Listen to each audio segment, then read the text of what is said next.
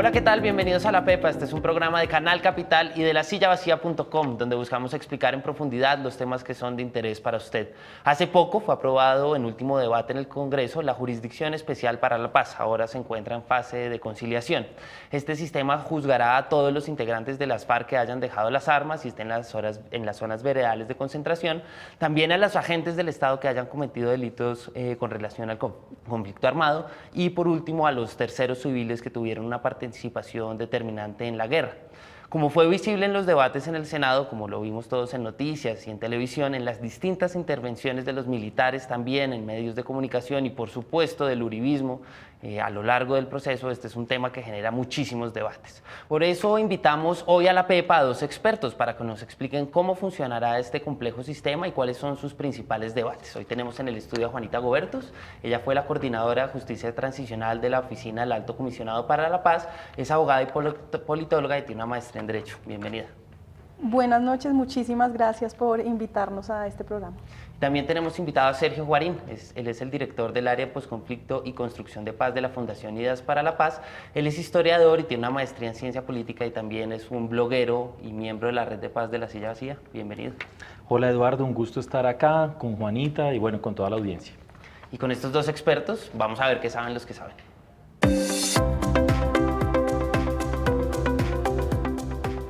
Juanita, antes de entrar a debatir los puntos específicos de cómo funcionará este sistema jurídico y de los debates que se han dado y se siguen dando, por supuesto, y no se cerrarán, ¿en qué contexto nace esta idea de crear una justicia especial para la paz?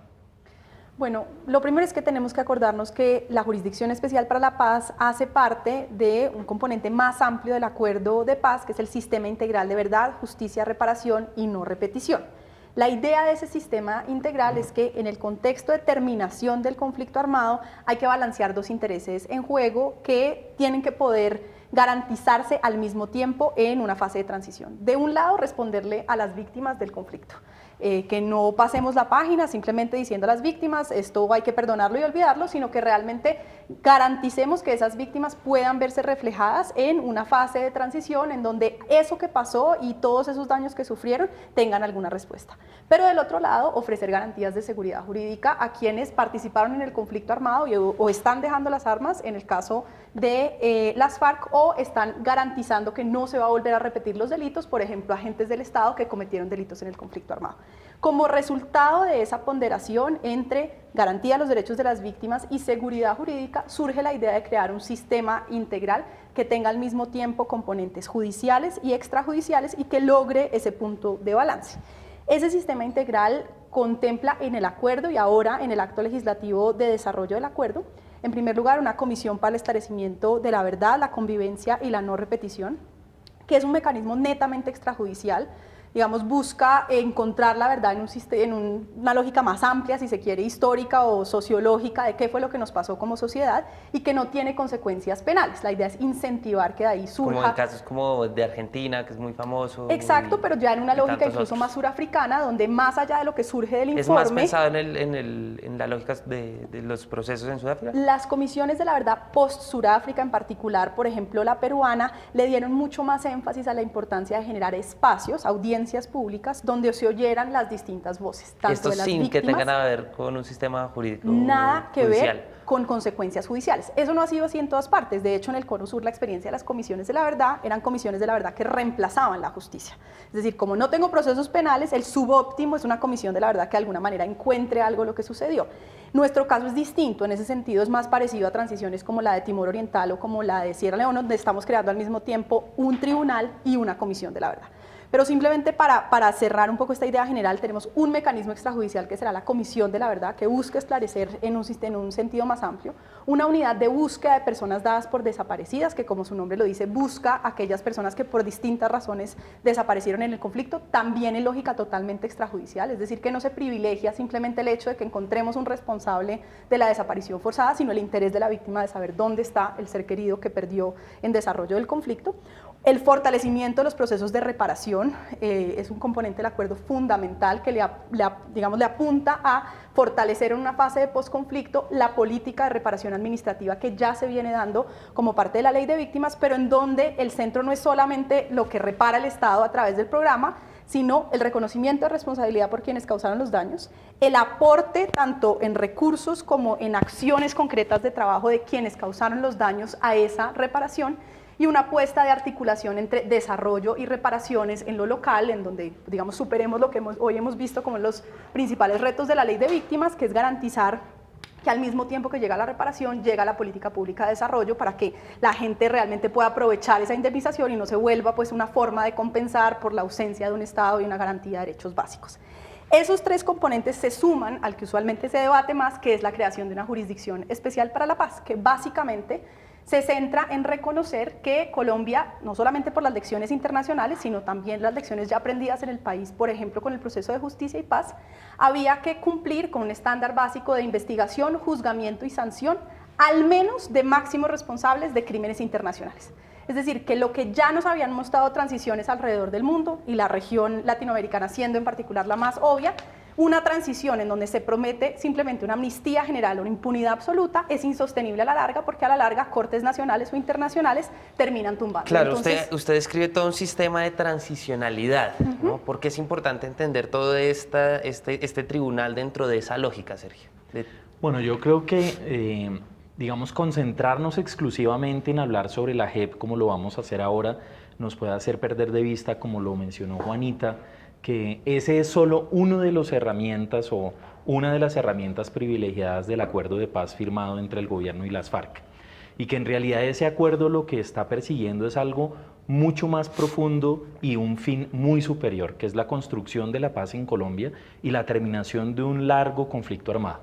Yo quisiera señalar, como para darle un poco de contexto a esto, que el proceso de paz que nosotros estamos arrancando a implementar con todas las dificultades del mundo tiene medidas en muchos ámbitos, medidas de desarrollo rural, medidas de sustitución de los cultivos ilícitos y el problema de las drogas, los temas de víctimas que vamos a discutir, los temas de participación política, y que en su conjunto está diseñado para hacer un esfuerzo integral que le busca un punto final al conflicto armado en Colombia.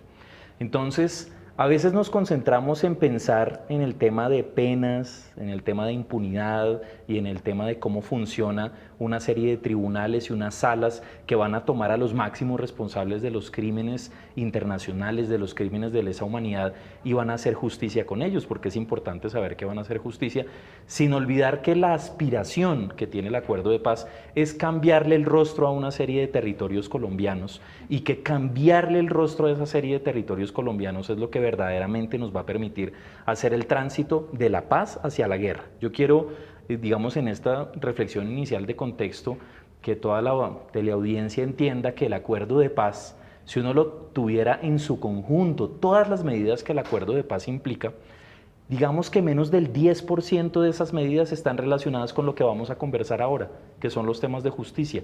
El 90% tiene que ver con la llegada del Estado a los territorios, con la provisión de bienes públicos básicos. Sin embargo, es curioso que es a lo que la gente más siente y más le molesta, y por eso los invito a ustedes dos a que vayamos a la calle a ver qué preguntan en la calle. Yo tengo una duda, tengo una pregunta. ¿La Justicia Especial para la Paz abre la puerta a la impunidad?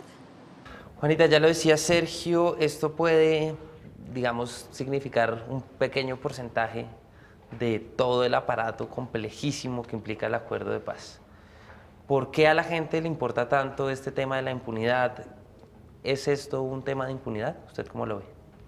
yo creo que es inevitable que en un proceso de terminación de un conflicto armado tan largo como el colombiano de más de 50 años, con una magnitud de víctimas tan amplia como la colombiana, de más de 8 millones registradas, que es realmente inusitado. Es decir, hay que reconocer cuando uno estudia el caso colombiano y uno empieza a mirar cuáles han sido procesos similares, que el caso colombiano es de unas magnitudes exorbitantes, que implica en todo caso hacernos una pregunta sobre cómo se hace justicia sobre todo lo sucedido en el conflicto armado. Y cualquier estudio de base sobre eso, independientemente de si uno empieza a imaginarse cuál podría ser una solución, El diagnóstico de base es pensar que uno puede investigar, juzgar y mandar a la cárcel a todas las personas que tuvieron responsabilidad a lo largo de esos 52 años, pues responde, es inviable. Eso sería absolutamente imposible. La misma experiencia de Justicia y Paz hacia atrás, con muchos menos postulados. Recordemos que se terminan llevando a Justicia y Paz de los 35.000 desmovilizados, 4.500 personas. Y el estudio de los casos que ya venían en Justicia y Paz nos decía que pretender investigar, juzgar y sancionar a todas esas personas nos iba a tardar más de 100 años. Es decir, una justicia para cuando ya las víctimas han muerto, un desgaste institucional que hace que la sociedad realmente no tenga cómo relacionarse con, porque es que esa justicia me está contando lo que sucedió en el conflicto armado. Sí, a propósito, Sergio, yo le quería hacer una pregunta sobre la idea misma de justicia. Acá creemos que la justicia es meter a muchos años a la gente a la cárcel, o inclusive hay gente que pide cadenas perpetuas para violadores y cosas de ese estilo. Vemos que hay como una gran fe en los castigos duros, pero esta idea de justicia pareciera no estar acorde con la visión general que la gente tiene de justicia, ¿no? Eduardo, las sociedades en conflicto y las sociedades en transición tienen que hacer muchos cambios, y uno de los cambios muy importantes desde la perspectiva cultural es abandonar la idea de una justicia que está basada en la venganza. Yo creo que Colombia, por efecto del conflicto tan largo que hemos tenido y tan doloroso, ha generado en muchos ciudadanos la idea de que la mejor justicia es la que permite el dolor del agresor. Y creo que en buena medida la discusión sobre la JEP y sobre su impunidad o no impunidad tiene que ver con que la gente quiere una especie de retribución o venganza sobre las personas que son los ofensores. Y de hecho los arreglos de justicia transicional, y yo creo que el acuerdo colombiano es muy pulido en ese sentido, llama a otro tipo de visión sobre la justicia, que es una justicia más orientada a restaurar a quienes sufrieron las pérdidas. Es como sociedad. Es una justicia más centrada en las víctimas y en la generación de una emoción colectiva que soporte el hecho de que quizás algunas personas no tienen que pasar mucho tiempo en la cárcel si la sociedad está dando un salto cualitativo, y creo que eso hace parte del diseño específico de la jurisdicción.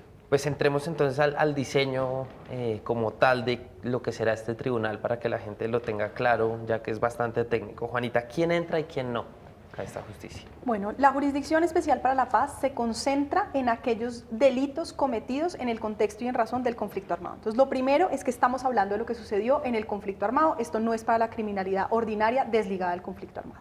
Y dentro de lo que sucedió en el conflicto armado se aplica, en primer lugar, a los miembros de la guerrilla que hagan todo el proceso de dejación de armas debidamente certificados, es decir, el universo es aquel que quede dentro de los listados. Un miliciano que no llegue, como no entra dentro de los listados, se queda por fuera de los beneficios de la Jurisdicción Especial para la Paz. Agentes del Estado que hayan cometido delitos en el contexto y en razón del conflicto armado. Eso incluye fuerzas militares, incluye policía, pero también incluye civiles que hayan podido cometer delitos en el contexto del conflicto armado. Incluye a una categoría que está en el acuerdo, que son terceros civiles, personas que hayan participado de manera indirecta en el conflicto armado porque hayan financiado o colaborado con grupos armados. Pero este último punto cambia con esta discusión que acabamos de tener en el Congreso, ¿no? No, no cambia, es igual. Lo que pasa es que estamos hablando de quienes entran a la jurisdicción. A la jurisdicción entran todas estas personas. No todos los que entren a la jurisdicción son juzgados por el tribunal. La jurisdicción tiene unos casos que son aquellas personas que tuvieron participación determinante, y en el caso de terceros o activa, que tuvieron esa gran participación en los crímenes más graves y representativos. Eso es lo que se juzga, eso es lo que va al ser juzgado al tribunal. Todas estas otras personas que pudieron haber cometido delitos, pero no los más graves dentro del conflicto, se resuelve su situación jurídica a través de otras salas dentro de la jurisdicción, en particular la sala de amnistía o la sala de definición de situaciones jurídicas. Quiero, Sergio, que usted nos ayude a entender eso. Entonces está este grupo de gente, ¿cómo llegan al juzgado? ¿Cómo se sabe quién va y quién no? ¿De qué digamos depende? que de manera sintética, sin entrar mucho a los detalles, pero siendo lo más técnico que se puede, la Jurisdicción Especial para la Paz es un conjunto de varias salas, de una unidad de investigación y de un tribunal. Lo que sucede con todos los casos es que entran a las salas iniciales. ¿Cómo entran? Se conocen. fiscalía o... Cada uno de los casos que entra a la Jurisdicción Especial para la Paz tiene sus propios expedientes, que son expedientes previos que tiene la justicia colombiana en los distintos órdenes y órganos. Perfecto. Y Entonces también entra. tiene algunos otros casos que entran, digamos, por parte de nuevas investigaciones. Pero básicamente lo que se hace es que el caso entra a las salas. Dependiendo de lo que pasa en las salas, pasa un primer filtro y es, bueno, esta persona puede ser amnistiada, que es uno de los casos muy ¿Clasifica o no importantes, digamos. clasifica a una? ¿Clasifica o no clasifica la amnistía? Si las personas no clasifican a las amnistías y son culpables de delitos graves, pasan en otra instancia, que es otra sala, digamos, que tiene, digamos, sus pasos intermedios, a la posibilidad de que esa persona reconozca sus culpas, admita que fue culpable y además empiece a contribuir efectivamente a la verdad. Cuando eso sucede, el tribunal toma una decisión judicial sobre esa persona.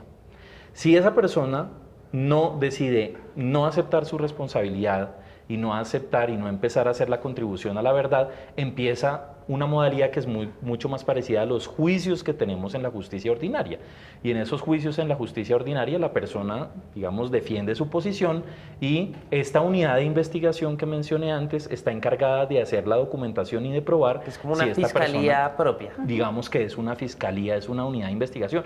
De hecho, tiene personas, y el acuerdo lo dice específicamente, que tiene que tener investigadores, incluyendo, por ejemplo, peritos, gente forense. Entonces están los que aceptaron, que tendrán penas de máximo 8 años, y luego los que no aceptaron, que vienen a un juicio, digamos, no ordinario, pero dentro de los Similar al términos ordinario. que uno se imagina. Eso es básicamente cómo funciona.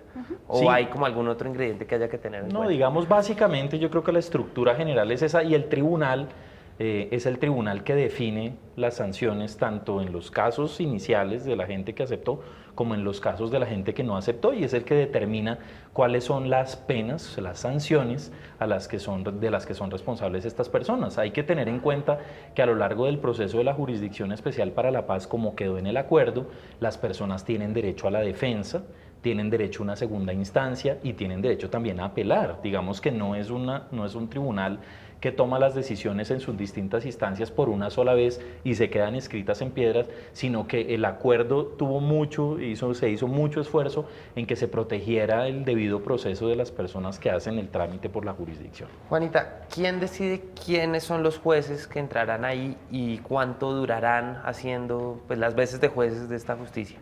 El acuerdo y ahora el acto legislativo contempla un comité de escogencia, que es un comité de escogencia de 5 personas. Esas 5 personas, cada una de ellas ha sido delegada por una organización, uno por el Tribunal Europeo de Derechos Humanos, uno por la Sala Penal de la Corte Suprema de Justicia, una por el grupo de rectores de universidades públicas en Colombia, uno por Naciones Unidas y uno por el Centro Internacional de Justicia Transicional. No los escogen las partes, digamos. No, han sido tercerizadas, eso es muy importante, eso es lo que le da garantía de independencia e imparcialidad a la sociedad colombiana. Son 5 personas independientes que en este momento que ya han sido designadas, inicia un proceso. ¿Y cuántos jueces escogen? Van a tener que escoger 51 jueces.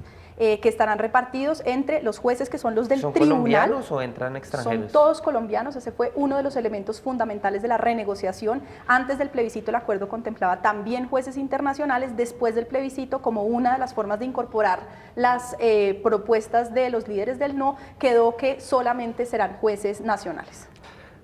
Ahí creo que resumimos relativamente bien un tema bastante técnico que quiero entrar a debatir.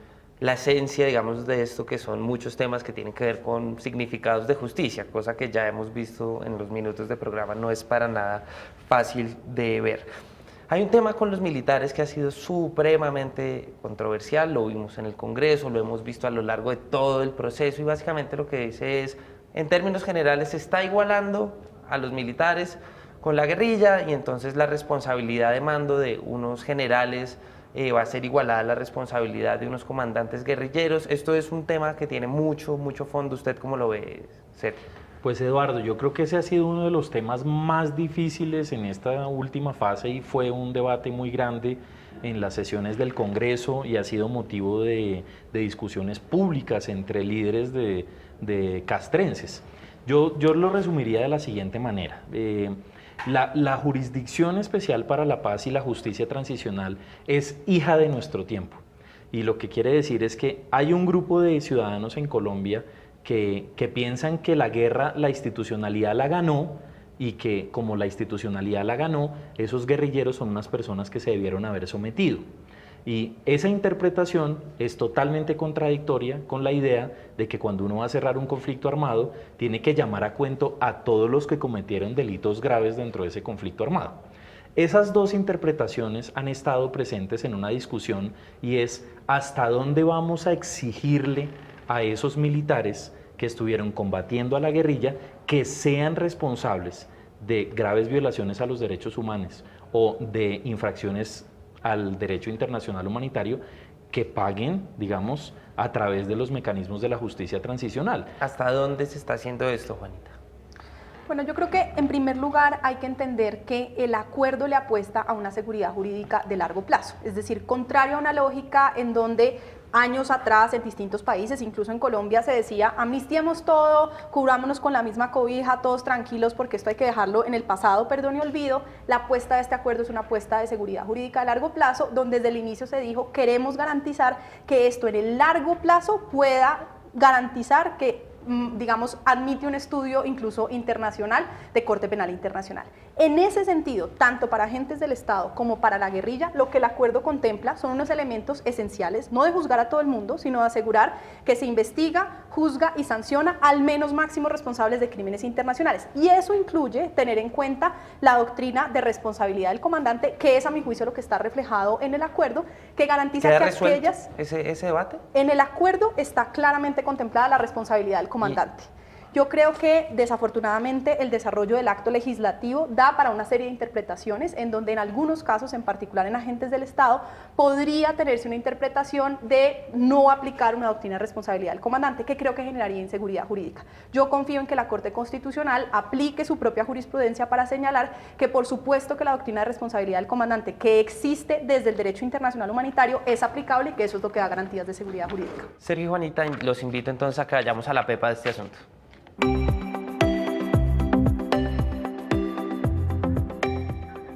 Hoy estamos hablando de la Jurisdicción Especial para la Paz, ese sistema de justicia que está acordado en el Acuerdo de Paz y que resolverá por lo menos el conflicto entre las FARC, el gobierno, el ejército, el Estado, como se quiera interpretar, y los terceros que pudieran haber participado en este conflicto. Sergio, ¿cuál es la pepa de este asunto? Pues hombre, yo creo que la Jurisdicción Especial para la Paz es un desafío muy grande para la sociedad. Yo creo que si nosotros logramos tener unos magistrados y unos jueces en los que la sociedad colombiana crea, y si logramos que esas decisiones tomadas allí se entiendan con el propósito de ejercer una justicia imparcial, nosotros vamos a hacer verdaderamente una contribución al final de este conflicto armado. Si lo que nosotros empezamos a interpretar es que las decisiones de los tribunales y de las salas están favoreciendo a algunos de los lados y están haciendo la compensación que por la vía de la guerra no se pudo hacer, creo que tenemos el riesgo, aunque tengamos seguridad jurídica, de reabrir violencias en el futuro, y creo que ese es el desafío y para mí es la pepa de este asunto en este momento. Anita, ¿cuál es la pepa de este asunto? Yo creo que si el tribunal logra producir una serie de sentencias sobre las grandes dinámicas de violencia durante el conflicto armado, el secuestro, el reclutamiento de menores, la dinámica de los falsos positivos, la financiación, por ejemplo, del paramilitarismo para las violaciones a derechos humanos contra sindicalistas, un grupo de esos grandes fenómenos de violencia en el conflicto armado y en igualdad de condiciones, pero garantizando una seguridad jurídica, impone unas sanciones que les permitan a las víctimas y a los colombianos entender que se hizo justicia, es posible pasar este capítulo y construir paz de manera sostenible. Juanita y Sergio, muchas gracias por haber aceptado la invitación a este programa. Lamentablemente no tenemos más, seguro hubiéramos podido quedándonos acá hablando una hora, pero creo que dimos a entender un panorama bastante general. Y a todos ustedes recuerden que La Pepa es un espacio en alianza de Canal Capital y de lasillavacía.com. Escríbanos @lasillavacía o @Canal Capital o a nuestra cuenta @lapepa_oficial y cuéntenos qué tema quiere que le expliquemos con dos expertos como los de hoy. También les recordamos que este programa queda en la página del canal y en lasillavacía.com para que ustedes lo compartan y lo puedan ver las veces que quieran. Hasta la próxima.